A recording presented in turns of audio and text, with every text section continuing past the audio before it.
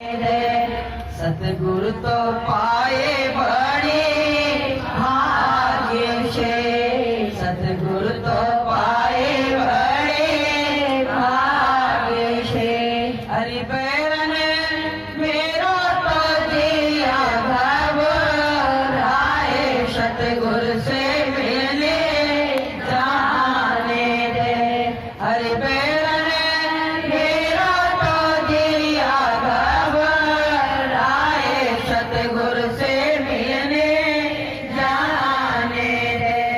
हृदय कटारी लागी प्रेम की, हृदय कटारी लागी प्रेम की। हरि बैरन अब नहीं हम तेरे हाथ, सतगुरु से मिलने जाने दे। हरि माया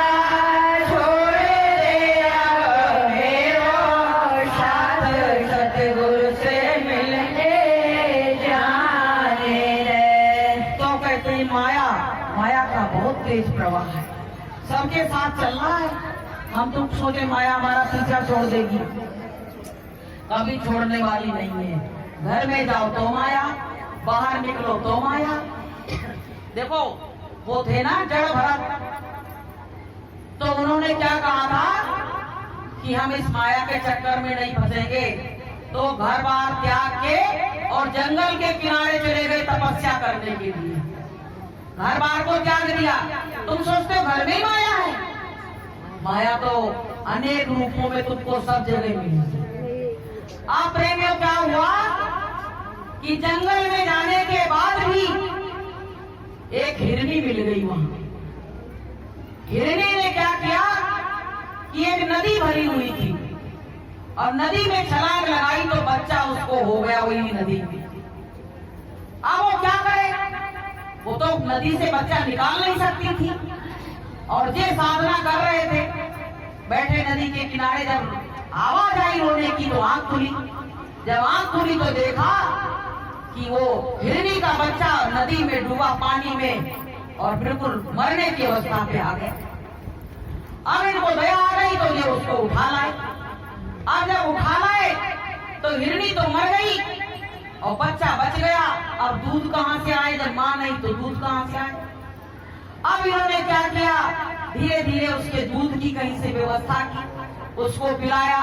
उसके लिए छोटे छोटी घास हरी हरी लेके आए, खिलाए पिलाए। अब बच्चा वो पनप गया तो वो खेलने लगा, आश्रम में कूदने लगा। अब वो बच्चे से इनको हो गया प्रेम। अब साधना तो लटक गई खूंटी पे, अब वो बच्चे से प्रेम हो गया। अब प्रेमियों कुछ दिन बाद इनकी मृत्यु हो गई।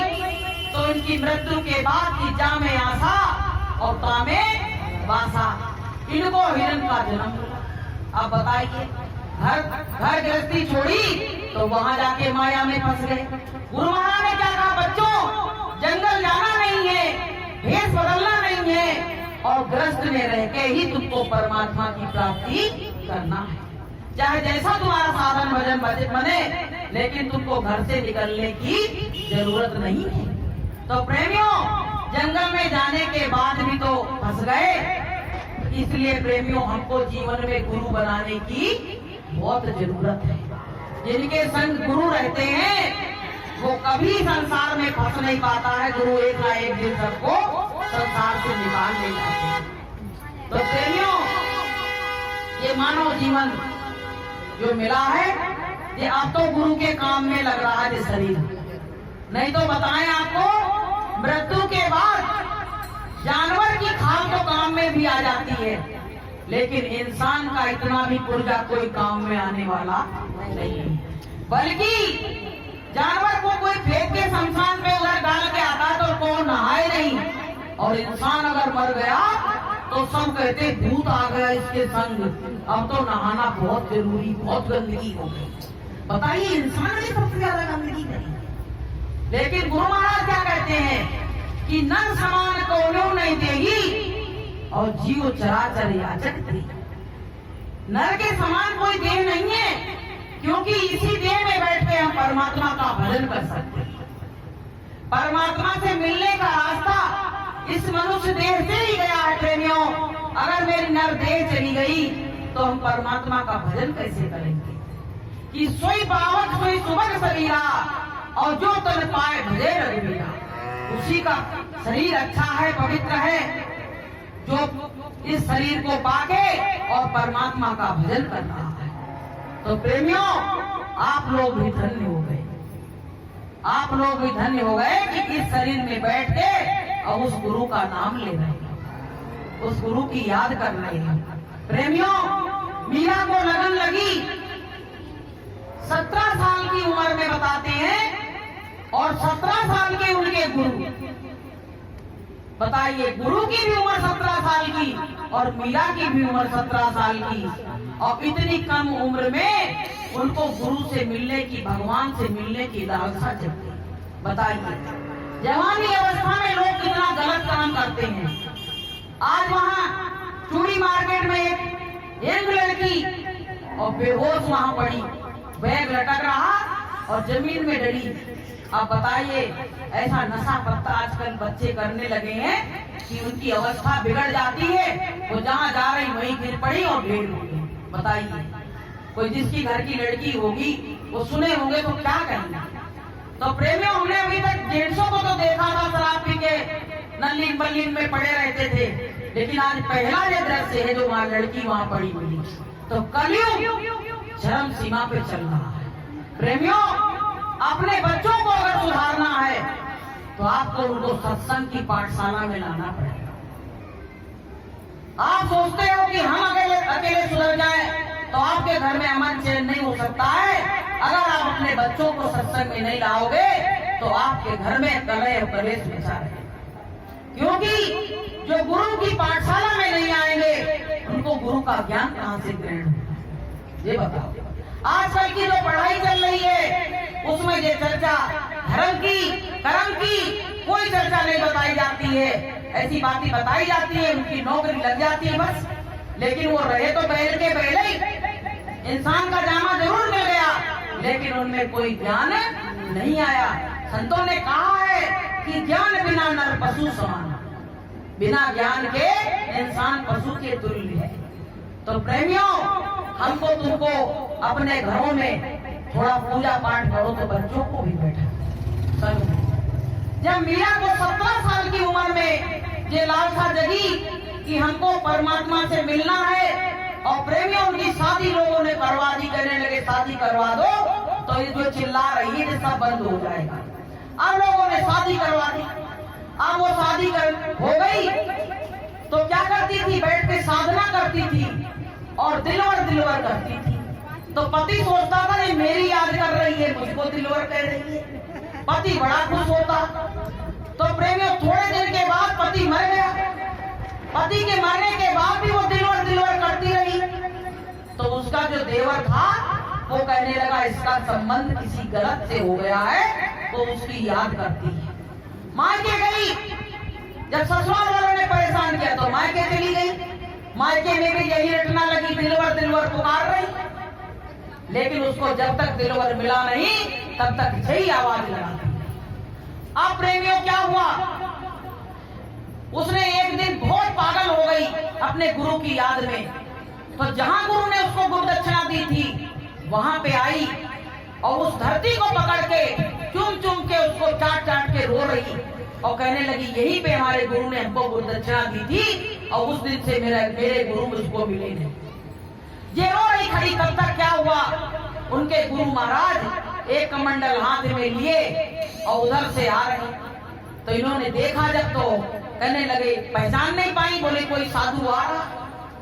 वो पास में आए, कहने लगे बेटी मुझको पानी पिला दो। और ये वहां भी दिलवर रट रही। तो कहने लगी बेटी तुम मुझको पानी पिला दे। तो मीरा ने कहा कौन जाति के हो बाबा तुम? तो बोले मैं तो जाति का चमार हूं। बोले नाम क्या है? बोले नाम तो मेरा रैदास है। तो मीरा को याद आ गया।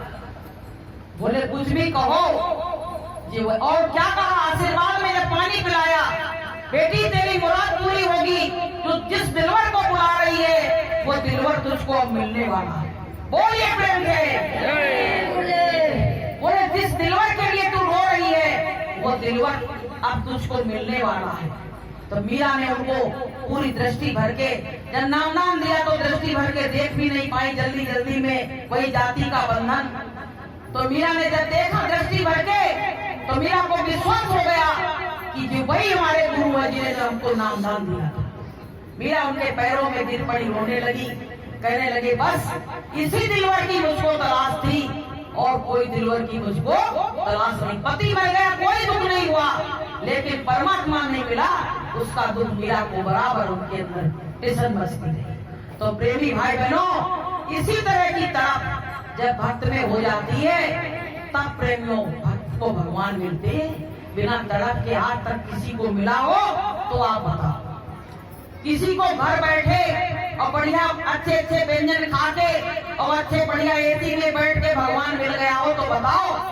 दर दर भटका है जीव, उसके लिए रोया है, चिल्लाया है, तब जाके उसकी दया और कृपा हुई है। तो प्रेमियों, अगर हम भी अपने गुरु महाराज से मिलना चाहते हैं तो हमको भी इसी तरह का प्रयत्न करना पड़ेगा, गुरु के लिए रोना पड़ेगा प्रेमियों, तब वो हमारा गुरु को मिलेगा। तो प्रेमियों, ये मानव जीवन मिला है, इसको बेकार मत करो। गुरु महाराज ने कहा ये सांसों की पूंजी तुम्हारी दिन रात खर्च हो रही है। उसमें कहा गया है कि बैठे 12 चले 18 और सोवत में 36।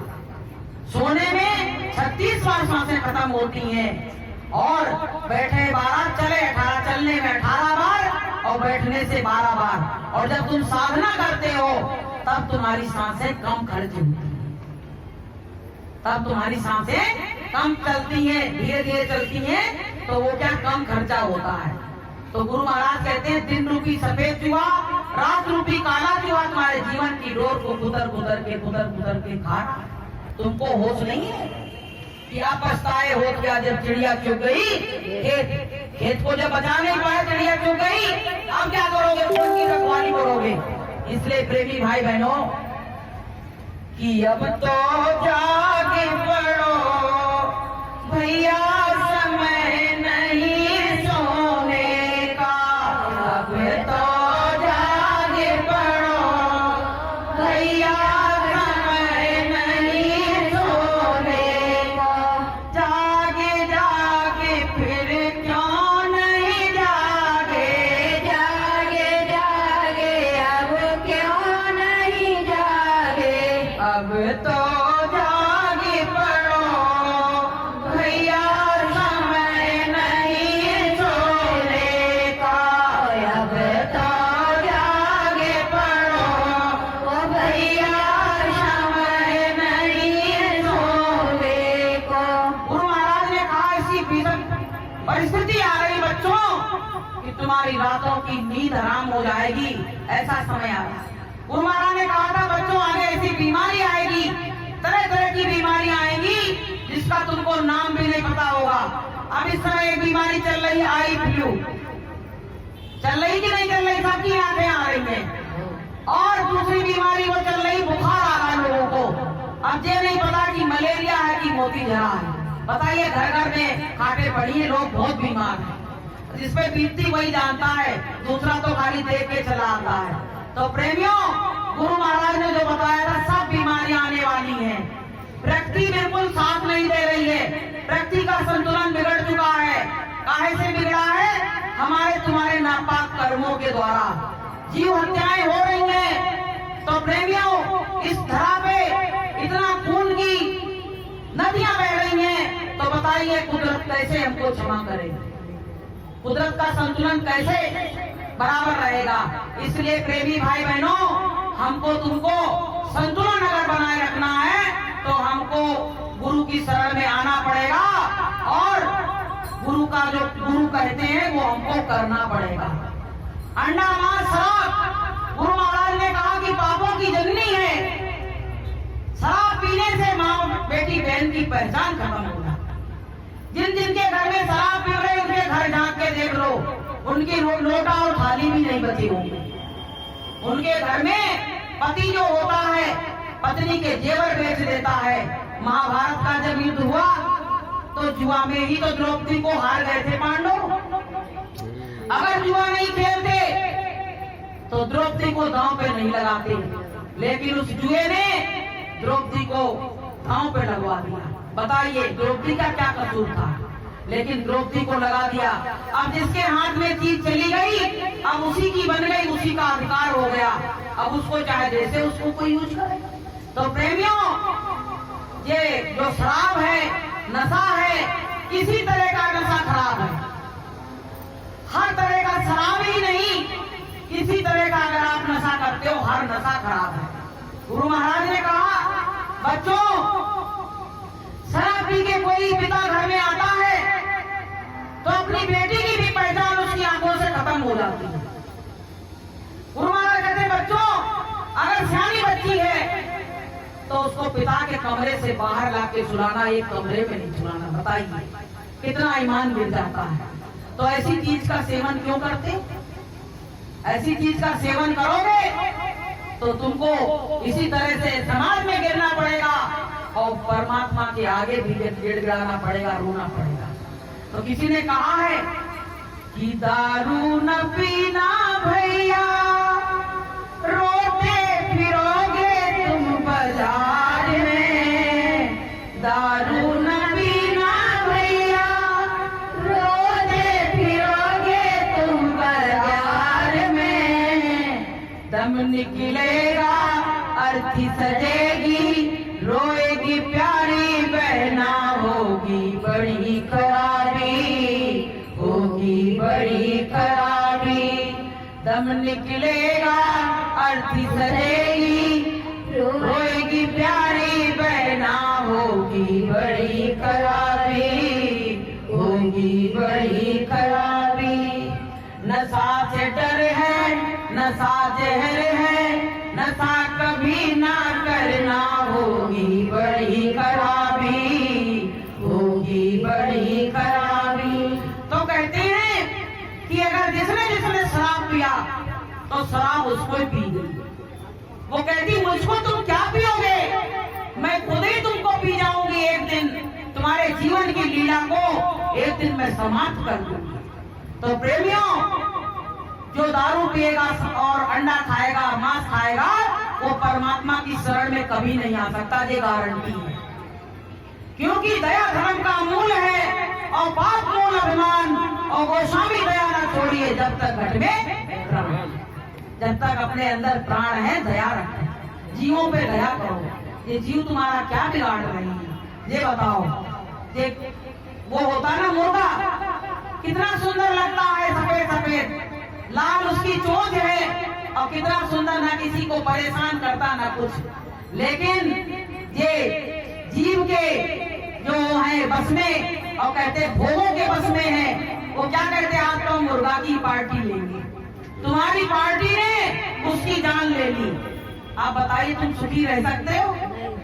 कभी सुखी नहीं रह सकते हो। कहा गया कि मांस मछलियां खाते हैं और सुरपान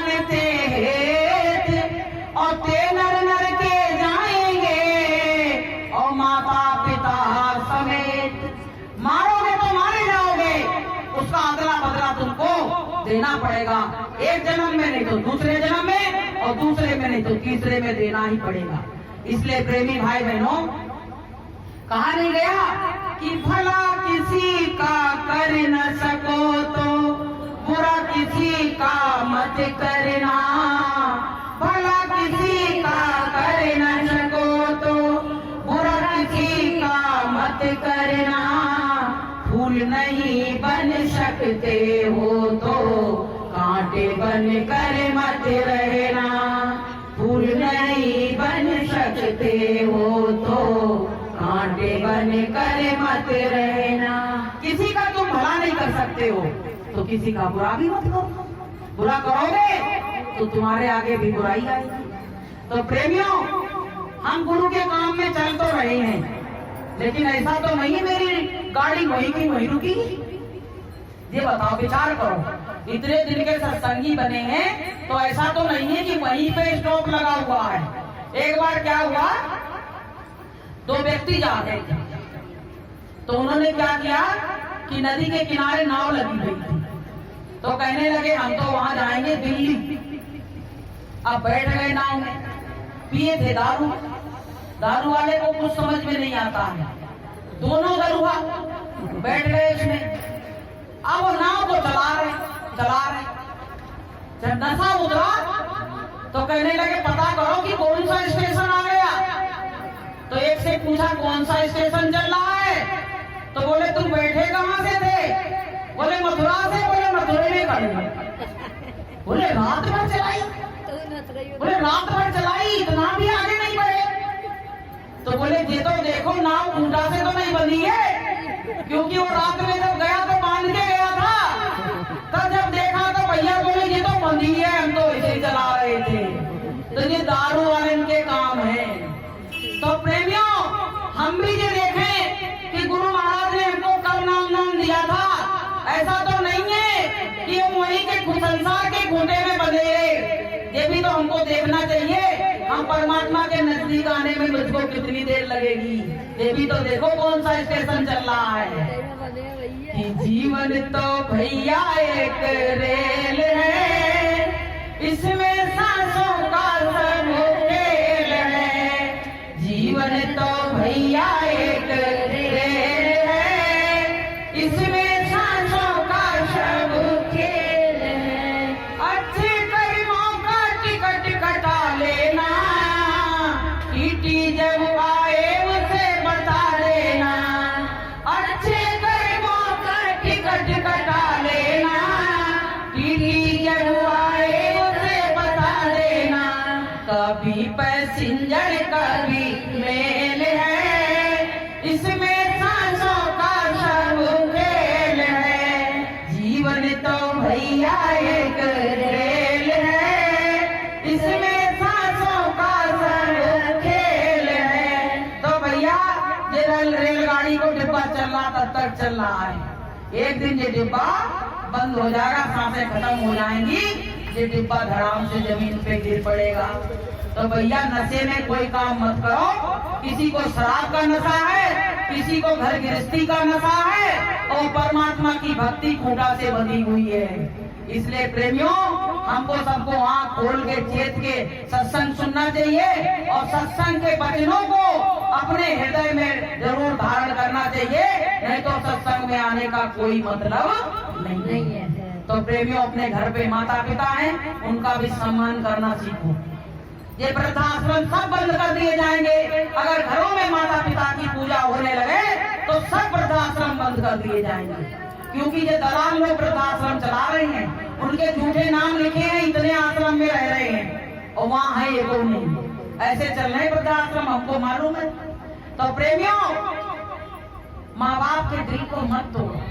कहते नहीं मत सता उसको, नहीं तो रो देगा, और जब सुनेगा उसका खुदा तो तुझको जड़ से हो देगा। तुम चाहे पूजा पाठ कराना, चाहे नहीं कराना, सत्संग कराना, चाहे नहीं कराना, लेकिन माँ बाप को कभी दुखी मत करना, क्योंकि जीते जागते देवी देवता तो वो माता पिता ही, तुम्हारे माता पिता ही जीते जागते देवी देवता हैं। अगर तुमने उनका सम्मान नहीं कर पाया तो परमात्मा कहता है कि ऐसे व्यक्ति से मैं बिल्कुल नहीं मिलूंगा जो अपने माता पिता का जीते जागते का सम्मान नहीं कर पाया। तो मैं तो छिपा हुआ हूं, मेरा सम्मान क्या करेगा। तो प्रेमियों, हमको तुमको अपने माता पिता की इज्जत करो, आए गए का सत्कार करो। गुरु महाराज कहते बच्चों, तुम्हारे दरवाजे पे कोई भूखा प्यासा आ जाए तो उसको बैठाओ, उसको पानी पिलाओ, भोजन कराओ। तो इसी यही मानव धर्म है। गुरु महाराज कहते जिनको संत नहीं मिले हैं, अगर भूखे को भोजन और प्यासे को पानी पिलाने लगेंगे तो उनको एक ना एक दिन संत जरूर मिल जाएंगे। गुरु महाराज ने ये बात बताई है। सबसे बड़ा मानव धर्म है कि भूखे को भोजन और प्यासे को पानी। तो प्रेमियों, नातेदार रिश्तेदार अगर अंडा मांस शराब का सेवन करते हैं तो उनके घर भी भोजन मत करना। संतों ने तो एक बात और कही है कि बैसाठी मरे और शिकारी और विषयी नृप और मांसाहारी, और इन घर भोजन करे जो संता, और साधन भजन का हो जाए अंता। साधन भजन का अंत हो जाएगा कहने को रिश्तेदार बने रहने दो, लेकिन पानी पीने का धर्म उनके घर में नहीं है। तो प्रेमियों, इसी के साथ अब हम अपनी वाणी को विराम देंगे, क्योंकि समय से कहा गया तो समय से ही